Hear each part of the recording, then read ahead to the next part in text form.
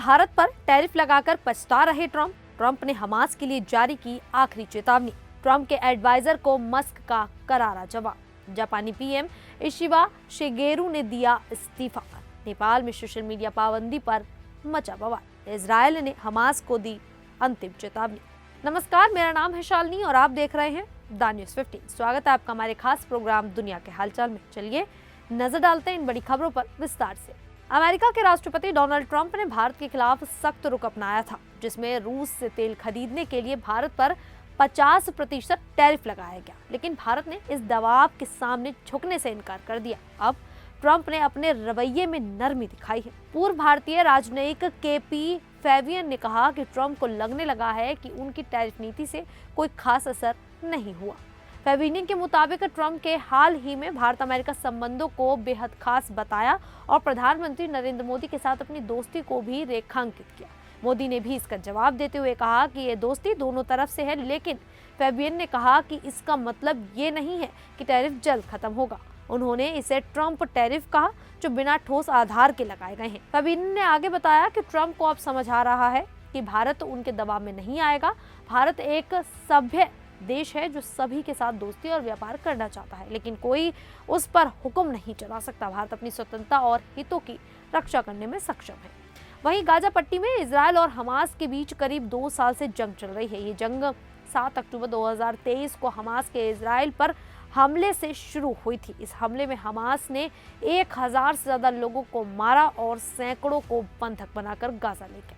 इसके जवाब में इजरायल ने गाजा में हमास के खिलाफ सैन्य कार्रवाई शुरू की। हमास का कहना है कि इजरायली हमलों में 63,000 से ज्यादा फिलिस्तीनी मारे गए और 1,60,914 लोग घायल हुए हैं। इस जंग के बीच अमेरिकी राष्ट्रपति डोनाल्ड ट्रंप ने शनिवार को हमास को आखिरी चेतावनी दी। उन्होंने अपने social media platform truth social पर कहा कि बंधकों को रिहा कर देना चाहिए और युद्ध खत्म करना चाहिए। ट्रंप ने कहा कि इजरायल ने उनकी शर्त मान ली है, अब हमास को भी मानना होगा। उन्होंने चेतावनी दी कि अगर हमास ने ऐसा नहीं किया तो गंभीर परिणाम भुगतने होंगे। इजरायल का मानना है कि अभी 48 बंधक हमास के पास हैं, जिनमें से 20 के जीवित होने की संभावना है। कुछ बंधक रिहा हो चुके हैं, जबकि कुछ की मौत हो गई है। ट्रंप पहले भी हमास को बंधकों के लिए चेतावनी दे चुके हैं, लेकिन इस बार उन्होंने इसे अपनी आखिरी चेतावनी बताया। ये जंग और बंधकों का मुद्दा पूरी दुनिया के लिए चिंता का विषय बना हुआ है। तो वहीं हाल ही में डोनाल्ड ट्रंप के सहयोगी पीटर नवारो ने एलन मस्क के सोशल मीडिया प्लेटफॉर्म एक्स पर भारत के खिलाफ एक पोस्ट शेयर की। इसमें उन्होंने भारत पर रूसी तेल खरीद कर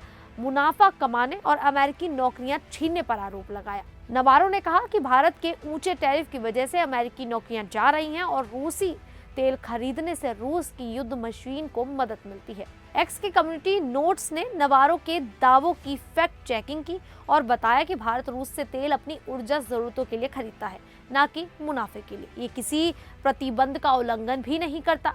नोट्स में ये भी कहा गया कि अमेरिका भी रूस से कुछ सामान आयात करता है, जो पाखंड है। नवारो ने इस फैक्ट चेक को बकवास बताया और मस्क पर दुष्प्रचार फैलाने का आरोप लगाया। जवाब में मस्क ने कहा कि एक्स पर लोग ही सच्चाई तय करते हैं और कम्युनिटी नोट्स सभी को बिना भेदभाव सही करता है। उन्होंने ये भी बताया कि नोट्स डेटा और कोड सार्वजनिक है और ग्रोक तथ्यों की अतिरिक्त जांच करता है। तो वहीं जापानी प्रधानमंत्री शिगेरू इशिवा ने अपनी पार्टी लिबरल डेमोक्रेटिक पार्टी में फूट से बचने के लिए इस्तीफा दे दिया है। इशिवा पिछले साल अक्टूबर 2024 में प्रधानमंत्री बने थे, लेकिन जुलाई 2025 के संसदीय चुनावों में एलडीपी को बड़ी हार मिली। इसके बाद से पार्टी के कुछ नेताओं और दक्षिणपंथी सदस्यों ने उनके इस्तीफे की मांग शुरू कर दी थी। रविवार को इशिवा ने आखिरकार इस्तीफा दे दिया। एलडीपी को ऊपरी सदन में बहुमत नहीं मिला, जिससे पार्टी में नेतृत्व को लेकर सवाल उठने लगे। सोमवार को एलडीपी को नया नेता चुनना था, लेकिन उससे पहले ही इशिवा ने इस्तीफा दे दिया। अब जब तक एलडीपी नया नेता नहीं चुनती, जापान में राजनीतिक अनिश्चितता रहेगी। एलडीपी का अगला नेता चुनने के लिए कई सांसद दावेदार पेश कर रहे हैं। इनमें Sanae Takaichi, Shinjiro Koizumi, Takayuki Kobayashi, Yoshimasa Hayashi और कात्सुनोबो काटो शामिल हैं।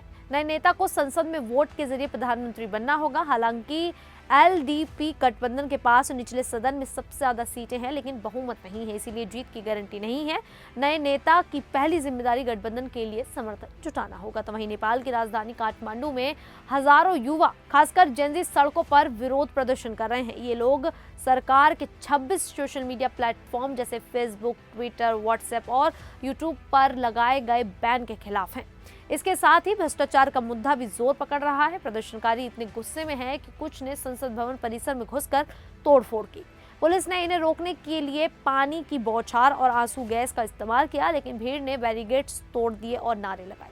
हालात बिगड़ने पर काठमांडू में कर्फ्यू लगा दिया गया। ये कर्फ्यू न्यू बानेश्वर चौक से एवरेस्ट होटल, बिजली बाजार, आर्च ब्रिज, मिन भवन, शांतिनगर, टिकुने चौक, आईप्लेक्स मॉल और शंखमूल ब्रिज तक लागू है। ये सोमवार दोपहर 12:30 बजे से रात 10 बजे तक रहेगा। इस दौरान कोई सभा, प्रदर्शन या आवाजाही नहीं हो सकती।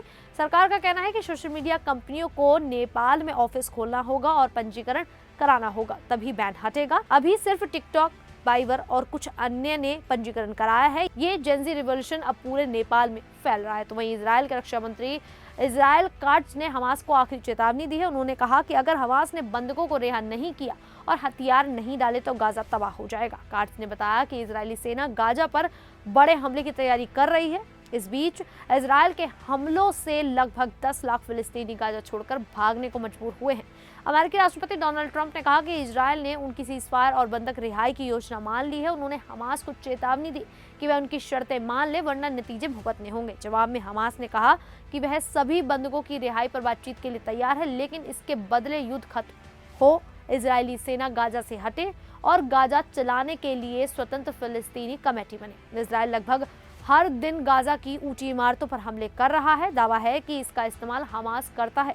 माना जा रहा है कि इजराइल गाजा पर कब्जा करना चाहता है, जिससे फिलिस्तीनी वहां से चले जाएं। इन हमलों और मौतों से अंतर्राष्ट्रीय समुदाय चिंतित है।